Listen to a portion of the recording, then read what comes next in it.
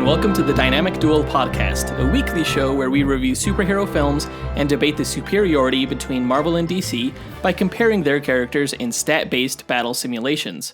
I'm Marvelous Joe. And I'm his twin brother, Johnny DC. And in this episode, we're going to learn who will win in a fight between the Creeper and Nightcrawler. Now, these two characters were pit against each other in the 90s Marvel vs. DC event. I'm not sure why, other than the fact that they resemble each other in appearance. You know, I didn't know too much about the Creeper before doing the research this past week. Yeah. I have to say, he's a fascinating character. He's really cool. I understand why they put him against Nightcrawler. They're both like these bouncy, agile, weird-looking, impish kind of creatures. Yeah. I think this is going to be a great match. I can't wait to get to the duel portion of this episode. Yeah, and of course, we're doing this episode now because we have our big episode 150 coming up in the next few months. And in that episode, we're going to pit DC's Titans against Marvel's X-Men. So we're getting a lot of the X-Men and Titans characters out of the way. Plus, our next episode is going to be the Joker. And, you know, if you've seen the Creeper, then you probably noticed the physical similarities between him and the Joker. Right, so it's a lead-in. It works. As always, we list our segment times in the episode description, so check out the show notes if you want to skip ahead to a particular topic. And before we get into the main duel event, we're going to go over the comic book movie news from the past week, of which we had some of the biggest news of the year, including Spider-Man returning to the MCU for one more movie in a deal between Sony and Disney. I was so excited when I heard this. I was surprised. The other news that we're going to be talking about is the Batman casting. Jeffrey Wright as Commissioner Gordon and Jonah Hill as either the Penguin or the Riddler. So we're going to talk about that. Real quick, we want to give a shout out to Arsdale, Walkaball, Fat, and Joe Balls on Fire for leaving us reviews on Apple Podcasts. We're also at 154 ratings now, which if you've listened to the podcast before, you know that we're trying to reach 200 ratings on Apple Podcasts. Because at that point, we meet the criteria set by Rotten Tomatoes to become official Rotten Tomatoes critics and have our reviews count towards their tomato meter score. Yeah, we're so close. We only need 46 more ratings, not even reviews, just ratings on iTunes, and we'll be there. So close. Thank you guys so much, everyone who has helped us along the way. We just have a little bit more to go. So if you can, rate us on iTunes and Apple Podcasts, or please share us with your friends and family on social media or in person. Let them know if you like the show, and hopefully they can rate us as well. And one more announcement to all of our patrons. We have a bonus blooper episode being released the day that this episode comes out. So as soon as you're done listening to this, go ahead and check out your rewards on patreon.com/dynamicduel. If you guys aren't signed up to our Patreon, we have multiple tiers that you can join. For just $2 a month, you get our bonus episodes and blooper reels and 10% off of our merchandise store. For $10 a month, you get personalized duel results from any two characters that you want to see us use our simulation runner on. And you get 20% off in our merch store. And for $18 a month, you get to become an executive producer of this show, help Jonathan and I determine the content that we should put on the show, including what reviews to do and what characters to pit against each other. You also get the duel requests from the previous tier and the bonus content and 30% off each month in our store. So a lot of great deals for you to find there. Again, go ahead to patreon.com/dynamicduel and check it out. Help support the show. Yeah, at the end of this episode, we'll have a sneak peek of our blooper reel that we're releasing this month for our patrons. Now that that's done, quick, to the No Prize! So No Prize is an award that Marvel used to give out up until the 90s to fans. Our version, the Dynamic Duel No Prize, is a digital award that we post on social media that I personally draw for those who we feel gave the best answer to our question of the week. Last week's question was based on just the visuals of the first Birds of Prey poster. What's another film title that this movie could have gone by? We got some hilarious answers. Yeah, we had a pretty good time ripping that poster to shreds in our last episode. Let's go through some of the answers. Honorable mention goes to Jeremy Orr, who said that the movie should have been titled Harley and the Pharmaceutical Factory. I really like this one because Harley rhymes with Charlie. Exactly. It's a play on Charlie and the Chocolate Factory, Harley and the Pharmaceutical Factory. That was great. That was a great one. There's a lot of clever ones. Proud of you guys. Harrison Fox gave the answer of Winging It with Harley Quinn. He told us to read it in the South Park voice, which is pretty good because, you know, there's wings all over the place. There shouldn't be. Right. Colby Henches gave the answer of Love Actually, which is just so absurd. Joel Seagrave gave the answer Harley Quinn and the Emancipation of the DCEU. Tagline, pray for these birds. I don't even know what the state of the DCEU is at this point. Right, me neither. None of us do. George Kronitis gave the answer of Harley Quinn and the 24% rotten DC film. Oh my god! If he gets the tomato meter on this at 24%, oh, we gotta award him something. Yeah, seriously. At this point, I wouldn't be surprised if it gets that, honestly, but we'll see. Caleb Albers gave the answer of Acid, the movie. Tagline: Stay in school, kids. Yeah, I said in our last episode that this movie poster makes it look like an acid trip of a movie. It does. So yeah, that was perfect. Aaron Alexander Jones gave the title The Borrowers 2, Next Evolution, based off the book series The Borrowers, about the little people. Yeah, there's little people all over the poster. Yeah. Or he said the movie should be called Winx Club, but I'm not sure if I know that reference. I think Aaron Alexander Jones has daughters. I think you almost need daughters to understand this reference. It's this cartoon thing of superhero fairies. It's very colorful and bubblegum. It's kind of ridiculous. Okay. Oh, but they have wings and stuff. Yeah. Oh, that's kind of perfect. Winx Club. I like it. Dustin Balcom gave the answer of making of a 90s music video. And that's, again, that whole bubblegum type vibe. Yeah, he specifically referenced the Aqua song, Barbie Girl, I think it's called. Yeah, or Barbie World. Yeah, I heavily get those vibes here. John Spees gave the answer, Who Framed Harley Quinn? Which is a great deep cut to Who Framed Roger Rabbit, where at the beginning, he gets a fridge dropped on his head and he starts seeing birds. In the script, he's supposed to see stars, so they cut filming and get mad at him. Nice. She's seeing birds like in a cartoon. Christian Ribito gave the answer of Ferngully, Duckface. Because those were the two things that immediately came to his mind when he saw the poster. Yeah. And yeah, I could totally see that. A sequel to Ferngully, where they just make a lot of duck face. There you go. Makes sense for this. Matthew Rivera gave the answer, Harley Quinn and the Other Chicks and the Birds of Prey, which is kind of a dig at the Harley Quinn-centricness of this Birds of Prey film. Right. Yeah. Right. Although Harley Quinn is in the Birds of Prey in the comics now, or she will be soon. Oh, really? Yeah. They had to do that. They just had to, of course. Darian Sykes gave the answer of non-comic accurate characters and a lot of Harley Quinn. Which is kind of the reverse of the previous answer. It's a long-ass title, but surprisingly, it's still not as long as the actual movie title. That's horrible. Sana Farhumand gave the answer of Harley Quinn. If I'm crazy, you should see the other guy. Which I think is a reference to the Joker. Oh, yeah? It could be wrong. Yeah, that makes sense. That makes sense. Anomalous Analogy gave the answer of Manic Pixie Dream Girl. Which is exactly what Harley Quinn and Margot Robbie's portrayal of her is, basically. Yeah, a Manic Pixie Dream Girl is a trope in cinema where it's like this girl that guys are attracted to because of her eccentricities and her attractive outlandishness. Yeah. And this answer was also good because of its kind of play on the word pixie, since we have these flying winged creatures flying around Harley Quinn. Yeah, it's good. Great. Manav Desai gave the answer of My Life as a Psychopathic Clown Lady. It's a little on the nose. And Karen Pomare gave the answer of Honey, I Shrunk the Kids. I do think that title is taken. But maybe it's a remake. We don't know. They're remaking things from the 80s all the time. Yeah. And finally, CJ Kraft gets his honorable mention for his answer of Harley Quinn, Fear and Loathing in Gotham. That's such a great answer. Because this poster, the weird, surreal vibes that it gives off kind of reminds me of the weird, surreal vibes that the Fear and Loathing in Las Vegas poster gave off. Right. I mean, for all we know, this film could be about Harley Quinn and a couple of girls going on a drug-fueled road trip. Yeah, totally. We don't know much about the movie, so who knows? But the winners of this week's No Prize, we picked two of them. Jonathan and I each picked our favorites, the one that made us laugh the loudest. My pick for the winner of this No Prize goes to Salvador Martinez, who said that the movie should be called 50 Shades of Cray. Which is fantastic because, the poster is so colorful. Right. And she's crazy. Yeah, I was a big fan of that answer, too. And the other winner of this week's No Prize goes to Hello Goat of Instagram, who gave the answer Harley's Angels. It was just so simple and just so perfect for what we're seeing on the poster. Yeah. It was a great answer. Great homage to Charlie's Angels, which is, a kick-ass female fighting franchise. Great answer. Perfect. It's a perfect answer. Congrats again to Salvador Martinez and Hello Goat. You guys win this week's No Prize.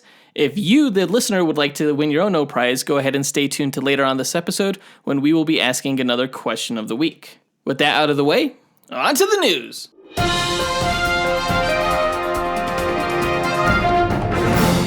So a month ago or 2 months ago, I can't remember how long it was, time is just flying by, we announced to you guys that Spider-Man would no longer be a part of the Marvel Cinematic Universe and would, from this point forward, just be a part of Sony's Spider-Man universe due to negotiations between Sony and Disney falling apart. The news broke the internet and everyone's hearts. Yeah, I went on like a 2-hour Twitter rant. I was so pissed. You guys know, you guys remember from a few episodes ago. But in the most amazing news, we learned that Sony and Disney came to an agreement where Marvel and Kevin Feige will produce the third Tom Holland Spider-Man film, and Spider-Man will get to appear in one more MCU film. And you just know that if these films do well, they're going to add another. Yeah, they'll keep going as long as it makes sense for them to continue doing so. If any of these movies is a failure, at that point the plug might get pulled, but this franchise shows no signs of stopping. Spider-Man Far From Home was an amazing film. I really can't wait to see where it goes from there. I'm so glad that Feige is still on board producing that film.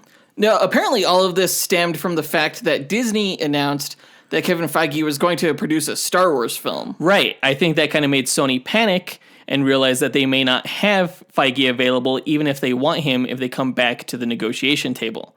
So they cut a deal like almost immediately. They went with Disney's very first initial offer that they co-finance the film at 25% and get 25% of the box office take. Now, after Sony initially denied that deal prior to Far From Home coming out and grossing over $1 billion, Disney's like, hey, we helped produce this huge, amazing blockbuster for you.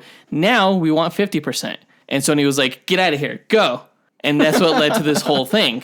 And now, like chumps, Sony is coming back and accepting their initial offer, which they should have just accepted in the first place. Right? The fact that it came down to this kind of makes them look bad. It makes them look like idiots, basically. They wasted all this time, all this worry. When none of it needed to happen. Yeah, exactly. Yeah, Sony could have saved themselves from the whole boycott Sony hashtag if they just would have accepted the offer right away. If they just would have been not dumb dummies from the beginning.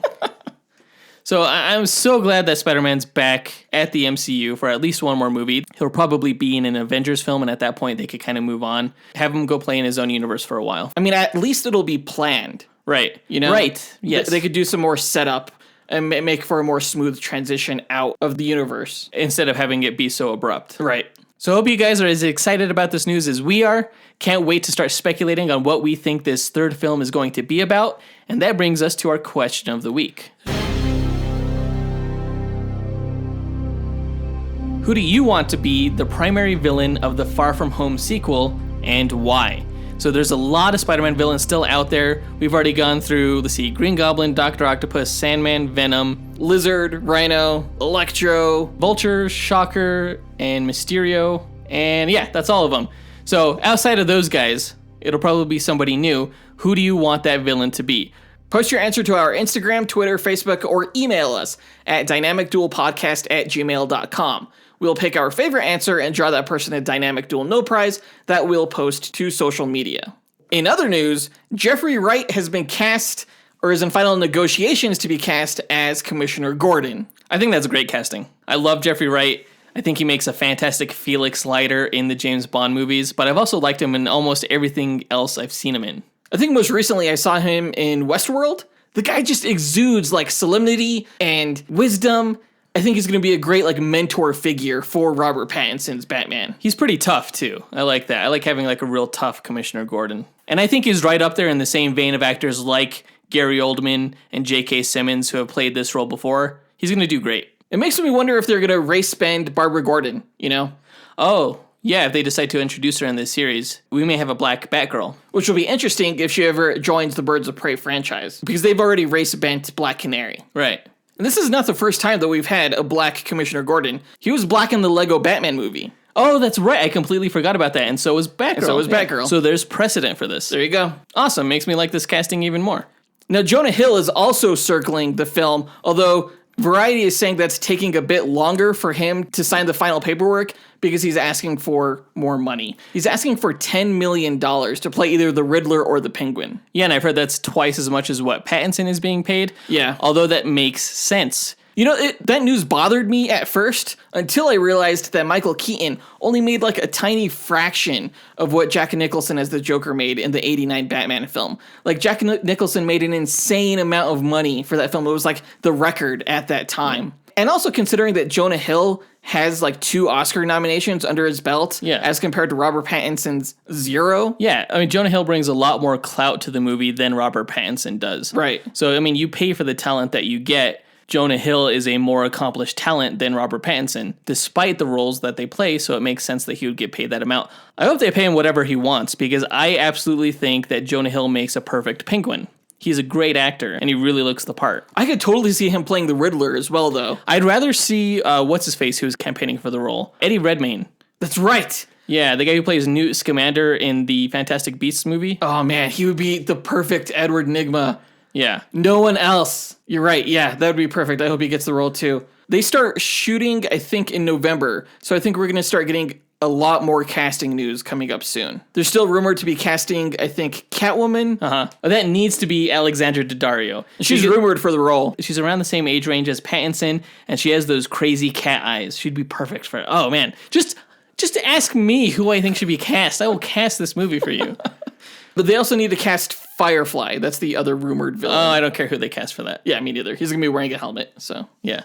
Weren't there a lot more villains in the Long Halloween storyline upon which this movie is allegedly based? Yeah, but I think the rumors right now are that it's going to be these 4 villains. So Penguin, Riddler, Catwoman, and Firefly. Yes. Okay. Well, can't wait to see what comes down the pike for this movie and those other 2 roles. Yep, the film doesn't come out until June 25th, 2021. Wow, that's like insanely close to the release date of the next Spider-Man movie that's coming out. Really? Yeah, the next Spider-Man's coming out within a month of that one on July 16th, 2021. 2021 is going to be a great year for superhero movies. Yeah, a lot of exciting stuff is coming out then. Shang-Chi, Doctor Strange, and Thor Love and Thunder coming out then. And Suicide Squad. Yeah, it's going to be great. Note to self, do not die before 2021. Yeah, wait until after. Stay alive. I think that does it for all the news this week. Let's go ahead and get into our main event, where we find out who would win in a fight between the Creeper and Nightcrawler.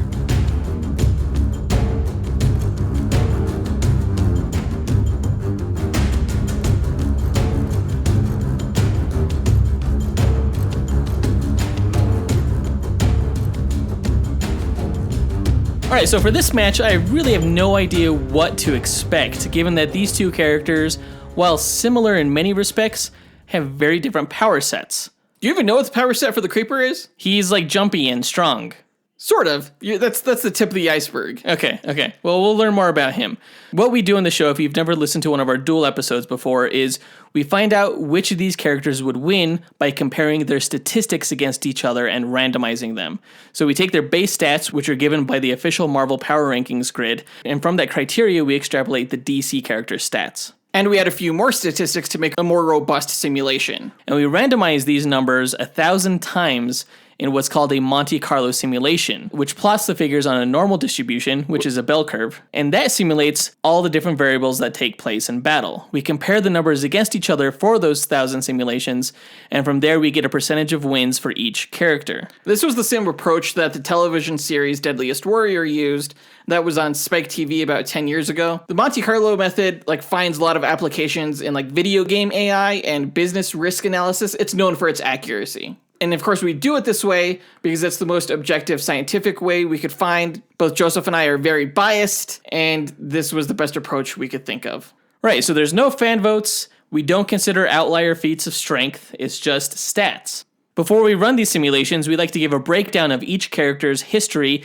and abilities, and then jump into an improvised scenario of how we see one of these 1,000 simulations actually playing out. So let's go ahead and get into that. I'll go first with Nightcrawler's backstory. I've always liked Nightcrawler. He's been one of the more interesting X-Men, I think. He's so damn cool, man. He's way cooler than Creeper. I don't know. No, he is way cooler than Creeper. Okay, all right. Don't even argue with that. All right. Because it's a fact. Don't argue with facts. Now, Kurt Wagner was born in Bavaria, Germany, and is the son of the shape-changing mutant Raven Darkholm, also known as Mystique. Mystique was married to a rich man named Baron Christian Wagner, but had an affair with a mutant named Azazel. Azazel was a member of a sub-race of ancient demonic-looking mutants called Neophem. Thousands of years ago, the Neophem were imprisoned in another dimension called the Brimstone Dimension. They were banished there by an opposing ancient race of mutants called Cherubim, who all resembled biblical angels. And actually, the X-Men member Archangel is a descendant of the Cherubim. but we'll get into Archangel's backstory in a future Duel episode. Now, did early humans confuse these races of mutants as demons and angels? Yes, that's correct. So Azazel is actually the biblical Azazel. Oh wow, that's cool. Where he was confused for a demon. Azazel is the leader of the Nephilim and was able to occasionally escape the Brimstone dimension for short periods of time. And it was during one of these escapes that he met and impregnated Mystique. While she was pregnant, Baron Wagner became suspicious of the child's parentage, and Mystique killed her husband. Kurt was born already visibly mutated, with dark blue fur, a prehensile tail, and pointed ears. During the strain of labor, Mystique lost control of her transformed appearance and shapeshifted back into her normal blue look. The image of the child and his mother frightened the local townspeople, and they formed a mob to kill the two. Mystique escaped, but as the crowd closed in, she threw baby Kurt into a river. The child was saved by a Romani fortune teller who worked at the Bavarian circus. Kurt grew up performing acrobatic tricks in the show for crowds who assumed that he was just a man in a demon costume. He was not treated well behind the scenes, however, often sedated between performances, and he once tried to escape. The circus leader chased him into the woods and nearly shot him before Kurt's teleportation power activated for the first time and saved his life. He hid in a nearby church, where he was discovered and welcomed by the local priest, despite his demonic appearance. Finding peace and acceptance in the church, he learned about the Christian faith while helping the priest with daily chores. It wasn't long before the circus found Kurt, though, and kicked down the doors to take him back. Kurt teleported the priest away to safety before attacking the armed circusmen. He nearly killed them before remembering his new faith. Kurt fled to hide out in Winseldorf, but was discovered by the townspeople who threatened to kill him. He was luckily saved in time by Professor X, who offered him refuge within the X-Men. He accepted and became part of the second generation of X-Men who helped save the original team from the island of Krakoa. He was given a holographic image inducer to hide his appearance while out in public, but eventually he felt like he had nothing to hide and threw it away. During a fight against the Brotherhood of Mutants to stop the assassination of Senator Kelly and the events of Days of Future Past, Kurt met Mystique for the first time as an adult and felt a mysterious bond there, one that wouldn't be explained until later. Did Mystique recognize him right away? Yes, she did. He asked her about why they look so much alike, and she told him to ask his mom, who was the gypsy woman that raised him in the circus. Now, after many years of fighting with the X-Men along the likes of Dracula, Arcade, the Dire Wraiths, and the Sentinels, Kurt joined Excalibur, a team of mutant heroes operating out of Britain. During this time, he learned that Mystique was his mother and was devastated by the news. But while in Excalibur, he developed his natural affinity for swordsmanship and became an expert fencer. He stayed with the team for a while, even leading it for a time, before returning to America and rejoining the X-Men. He later took a leave of absence from the team to join the seminary and train to become a priest. The supposed death of Colossus due to the legacy virus, however, caused Kurt to question his faith. He left the seminary before he was officially ordained. It didn't help that around this time, he learned that the Nephilim mutant Azazel was his father. Azazel's plan was to sire children and use their connection to the Brimstone dimension to try and escape that realm. The X-Men were able to help Kurt prevent this, though the idea of his father being a, quote, demon referenced in the Bible did not sit well with him. He built a chapel on the X-Men's new base outside San Francisco and was instrumental in helping protect Hope Summers, who was the first mutant born after the events of M-Day, when the Scarlet Witch depowered most of Earth's mutants. Hope was sought after by many groups seeking to kill, study, or exploit her. During an attack by the Sentinels, Kurt stopped the Sentinel Bastion from killing Hope by teleporting between them and getting impaled on Bastion's arm. With his last breath, he teleported her back to the X-Men's base before dying. Kurt went to heaven, but refused to join the heavenly choir, feeling his time on Earth was not yet done. His father Azazel used their connection to teleport himself and an army of Nephilim to invade heaven and wage war. Kurt was able to stop him by using Azazel's own blood magic to banish them both out of heaven. Kurt was among the living again, but he can never ever return back to heaven. What? And that's his backstory. Wait, so he does magic now? No, he exploited his father's magic that one time. Oh, okay. Yeah. Now, powers-wise, Nightcrawler's primary ability is the power of teleportation. He can generate an internal portal to displace himself into a dark, shadowy dimension known as the Brimstone Dimension, and instantaneously reappear back in a different location. When he teleports, some of that Brimstone Dimension atmosphere comes through in the form of smoke, which he can use to somewhat mask his actions. Nightcrawler can also teleport a certain amount of mass along with him as long as he's making direct contact with it.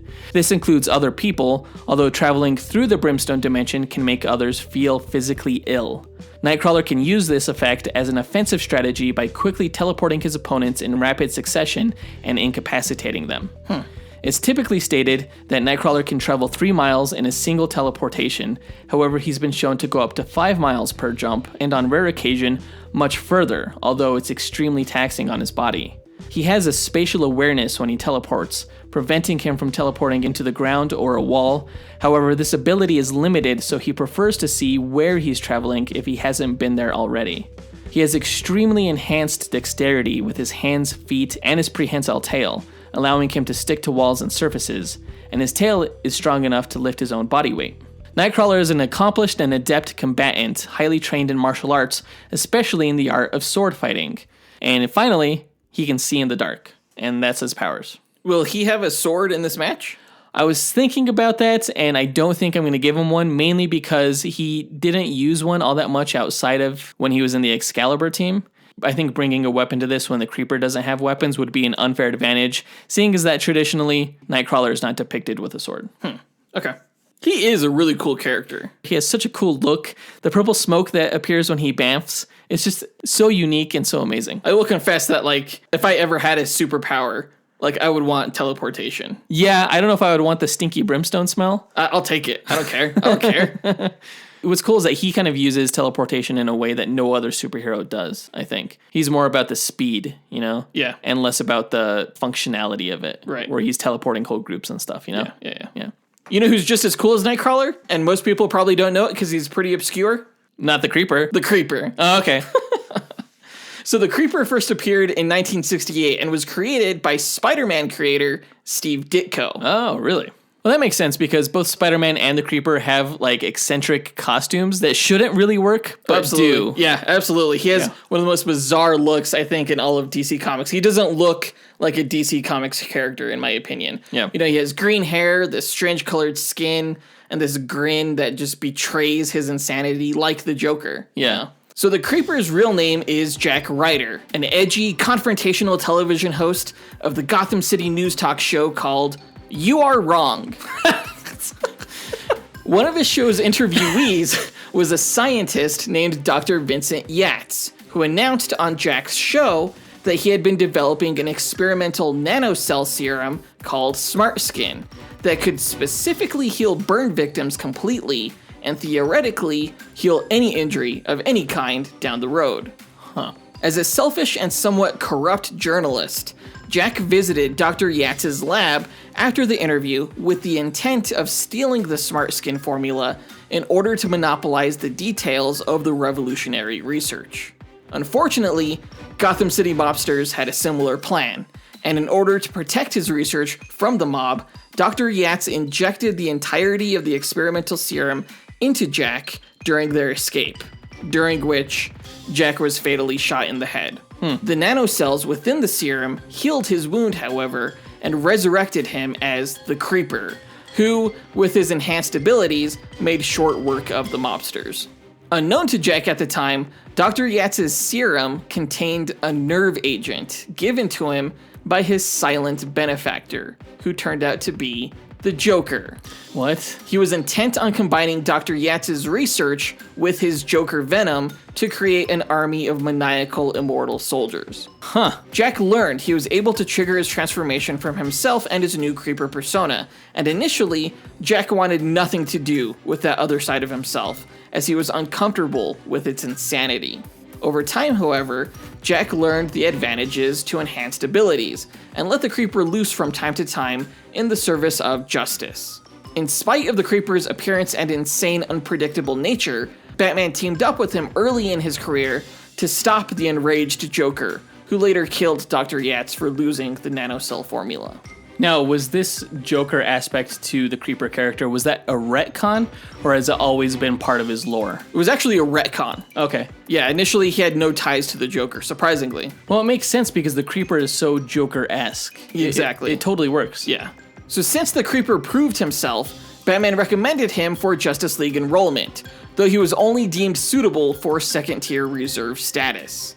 Jack remained in Gotham City, and when he wasn't courting Vicky Vale or Vera Sweet, the Weather Girl, he was fighting crime from time to time as the Creeper, often against his arch-nemesis, the shape-shifting supervillain known as Proteus, and occasionally teaming up with Batman to take on the League of Assassins or the Joker, who you can learn more about in our Joker vs. Green Goblin episode. Eventually, the Creeper's chaotic nature attracted the attention of Eclipso, an agent of the Lords of Chaos, who tricked the Creeper into wielding one of his dark crystals, which put the Creeper under Eclipso's control. Eventually freed by Bruce Gordon, the former host of the Spirit of Eclipso, the two helped form a team to defeat Eclipso known as the Shadow Fighters, with the help of Amanda Waller, who's of course well known for putting together the Suicide Squad. When the Shadow Fighters invaded a South American territory that had been conquered by Eclipso, the villain possessed a pack of hyenas that managed to tear apart the Creeper, killing him.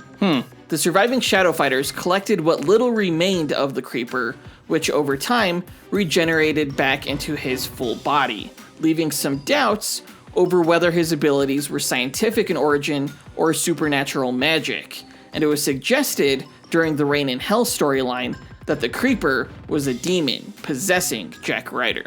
Demonic possession through chemical injection? That's kind of weird. Yeah, it was an idea that was further explored in the New 52, when the Creeper was initially defined as a chaotic Japanese Oni, freed from the broken Soul Taker sword wielded by Katana, who you can learn more about in our Katana vs. Elektra episode.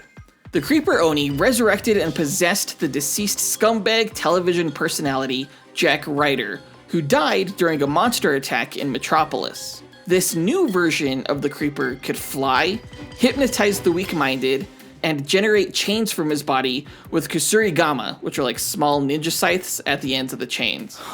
In the Rebirth era, though, the Creeper has gone back to the pre-Flashpoint, pre-Demon version of the character, though we recently learned in the Doomsday Clock storyline that Jack Ryder's transformation into the Creeper, in addition to that of Metamorpho, Man-Bat, and Firestorm, was part of a highly classified project by the American government to create metahumans as part of a superhero arms race with Russia and the rest of the world. Interesting. So his transformation is scientific in nature as opposed to mystical. Yeah.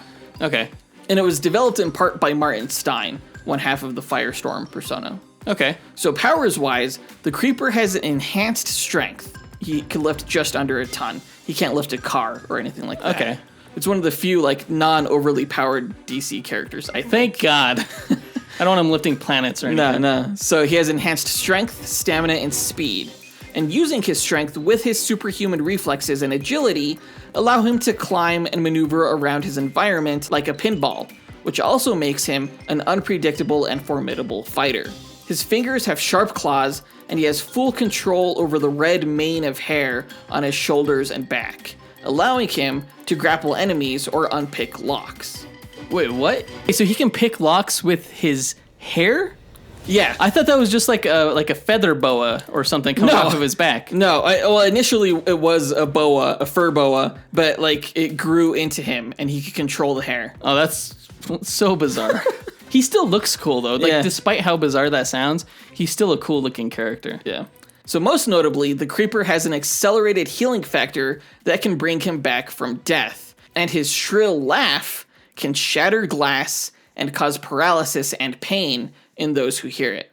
Interesting. That's the Creeper. All right. Bizarre character, but really cool.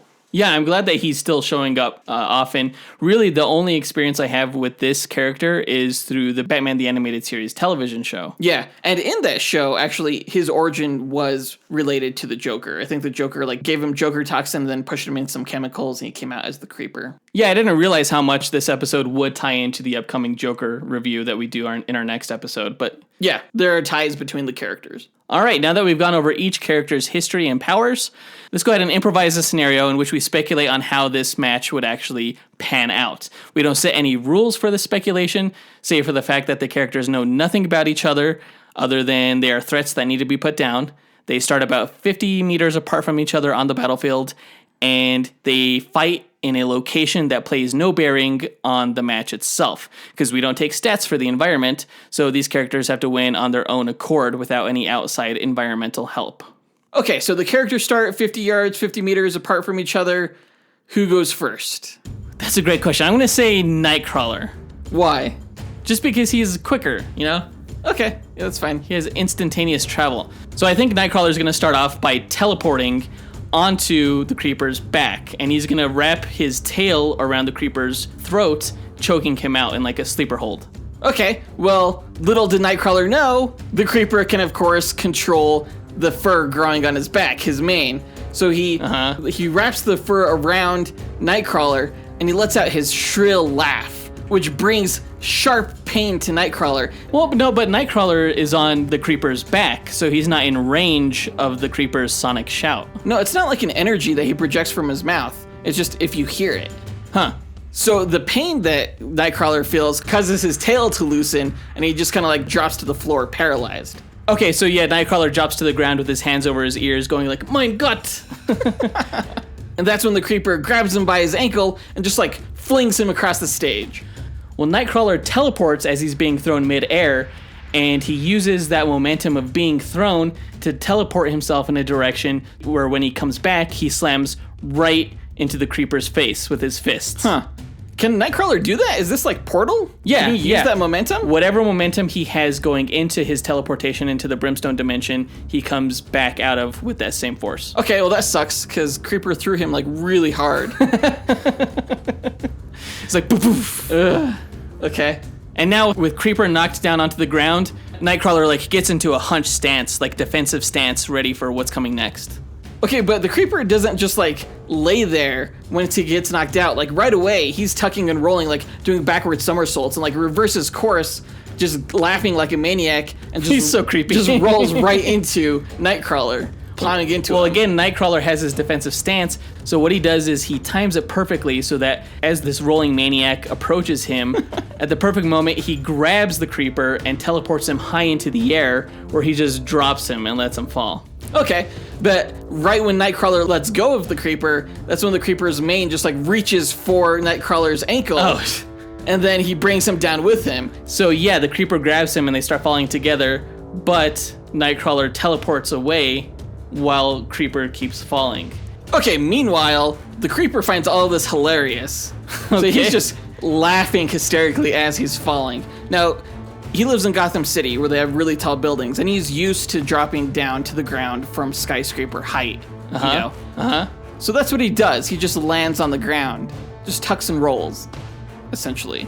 His body is durable enough to withstand that. Okay, damn it. And again, this whole time, Nightcrawler is like feeling pain because he's hearing the laugh. So Nightcrawler knows he has to take a more like offensive approach. So what he does is he just pulls off the most amazing badass combo ever. What? He teleports over to a Creeper, punches him in the face, then instantaneously teleports behind the Creeper, sweeps him off his legs, so he like trips him up into the air, and then instantaneously teleports above the Creeper and kicks him down towards the ground while he's in midair. And then as the Creeper bounces off the ground, Nightcrawler teleports beneath him and just uppercuts him right in the back. Jeez! Yeah, all like within the span of like less than 5 seconds. So cool. Okay, but the Creeper has enhanced reflexes. Okay, so as he's going through this barrage of attacks, he reaches out and grabs Nightcrawler's tail, which is just kind of like dangling there. Okay, so he grabs it, yanks it, he bites it. What? And as Nightcrawler does like a Tom and Jerry, yow! That's when the Creeper flips over him, still holding the tail, then yanks the tail, flipping Nightcrawler over him, slamming him down into the ground, like onto his belly. Then the Creeper pounces onto his back and just repeatedly slashes Nightcrawler's back. Well, okay, that was a pretty good combo. Nightcrawler's like screeching out in pain from getting slashed in the back, but he has his own sharp weapon, his own sharp tail. So he sticks his tail straight out and stabs the creeper right through his kneecap and then teleports away from the creeper's slashing. Okay, so the creeper has been stabbed in the kneecap, but he heals really quick. Okay, so almost without missing a step, he's like giving this really awful screeching laughter towards Nightcrawler, paralyzing Nightcrawler again, okay? Okay. And then he just does a full-on sprinting charge like a hyena, like a wild animal, okay? Then once he gets close, he does like a front handspring dive right into Nightcrawler with his claws. Okay, and as the creeper is running towards him, Nightcrawler is just standing there? Well, he's paralyzed and in pain. He has like a bloody nose and like he just can't move. Oh. And then he just gets stabbed in the chest with the creeper's claws. Okay, well, I think that getting stabbed in the chest kind of snaps Nightcrawler out of his paralysis, and because he's in a super amount of pain. I'm feeling nauseated because the screech will make you sick. Oh, really? Yeah. Well, Nightcrawler knows how to make Creeper sick. So what he does is he grabs Creeper and he teleports him in his quick series of rapid succession teleportations, and the Creeper's exposure to the brimstone through that move makes him nauseated as well. So, like, they're both just puking. They're just puking all over each other. Like, Creeper can't handle the brimstone dimension, Nightcrawler can't handle the Creeper's screech, and I'm pretty sure, like, the Creeper is, like, laughing hysterically as he's puking. Right. So it's kind of like a game to see who can get the sickest the most first. So they're both just barfing uncontrollably. That is a really weird way to end this match. It's gross. But it is a good place to kind of stop. We'll go ahead and run the simulations and find out which of these two characters got the least sick and won the match. There we go. All right, we'll be right back. They're creepy, they're crawly, they're both a little bit gross. The way we ended this was gross. As we've learned, they can both make their opponents sick, which led us down a route that I don't think we saw this match going, but maybe in some respects was just inevitable. Right. So what did we learn about these characters and inputting their stats? We learned that Nightcrawler is a heck of a lot faster than Creeper. Yeah. Like, it's not even close. Yeah, Nightcrawler is almost treated as like a speedster type character with how he uses his teleportation. And that wasn't the only stat that Nightcrawler, like, totally surpassed Creeper on. He's also a lot more evasive than Creeper, surprisingly, because the Creeper is pretty evasive. He's pretty agile. Nightcrawler is just as agile, but he has the added benefit of being a full-on teleporter. Though when it came to the physical stats, the Creeper just barely managed to edge out Nightcrawler in terms of strength and durability, and even the amount of damage that he's able to inflict. Yeah, so while Nightcrawler has the Creeper beat definitively in a couple of stats, I'm still a little bit concerned because Creeper's physicals are up there. So who do you think ultimately came out with a higher percentage of wins? Well, I think it's going to be close, but I'm going to say Nightcrawler just because I want Nightcrawler to win. Well, guess what? We don't always get what we want, but in this case you do. Nightcrawler won. Yay! Nightcrawler won 58% of the time. 580 wins out of 1,000 Nice. even. Okay. As compared to 420 wins for the Creeper. That was not as close a match as I thought it was going to be. Well, it came out to about what I thought it was going to be, I think. Like, close, but there's just no fucking with Nightcrawler. I really thought Creeper was going to come out on top on this one. When I was writing his bio, I was like, oh, he's so cool. He has all the coolest powers. Yeah. Well, I mean, he may have him in physicals and he may have Nightcrawler beat in range, but the things that Nightcrawler excels at, he excels at a much higher level. You just can't compete with his speed and evasiveness. Yeah, they go a long way. Which is part of what I think makes him such a great character. He's like a specialist, you know? Yeah. But that does it for this episode. Go ahead and write into us and let us know what you guys thought about this episode by emailing us at dynamicduelpodcast@gmail.com, or you can reach out to us on social media on Facebook, Instagram, or Twitter. And you can find links to all of our social media profiles by visiting our website at dynamicduel.com. And if you visit our website, you'll find a link to our merchandise store, which is on TeePublic, where you can find t-shirts and mugs and phone cases and body pillows with the characters from Marvel and DC that I draw for our no prize winners. And who are you drawing for this episode? Oh, Nightcrawler. Awesome. I can't wait to see how he comes out. Yeah, I think you've been getting better at your drawings. Everybody should check out Jonathan's drawings on our Instagram page. Just do a search for Dynamic Duel Podcast. They're coming out great. Well, I mean, if you go back to the very beginning when I wasn't really even trying and just slapping some watercolor on it, yeah, it's gotten a lot better. Recently, actually, I've been trying a new coloring technique, which I think is pretty cool. Well, I like how you show the time lapse of you drawing them. That's pretty cool to see. Yeah, you guys can find that on Instagram. If you ever want to learn how to draw the same way I do, just study those time lapses. But that does it for this episode. We'll talk to you guys next week, at which point we will be reviewing the movie The Joker. Oh my gosh, I'm so excited! Did you it's like you forgot for a second that was our next episode. No, I just remembered this week is the Joker. It's Joker week. Oh my God, calm down. Nope. Holy shit. Already got my tickets. It's going to be awesome. Check your expectations. It's going to be a good movie, but I predict that it's not going to be an enjoyable movie at all. That's fair. I mean, it's a Joker film. Is it supposed to be? You're not supposed to like this guy. Yeah. I tend to like movies more that I have fun with, you know? Oh, you must be a Marvel fan. Yeah, I am. Hell yeah, I am. Ew. All right, guys. Well, we'll talk to you in a week with our thoughts on the Joker. And don't forget, right at the end of this episode, we'll have a sneak peek of this month's blooper reel for our patrons on Patreon. Thanks to our executive producers, John Spees and Bodo Winter. Up, and away. True believers. The scene does set up some additional stakes when Cyborg Superman foreshadows that the death of Superman will bring the fuck up, dude. The death of Superman will bring otherworldly invaders. No, I said it right. Fuck off. Worldly. Say that again. Will bring otherworldly invaders. Say it again like a normal person. What the fuck? Otherworldly. The death of Superman will bring otherworldly invaders. Motherfucker. That's me. Fuck. Do it again.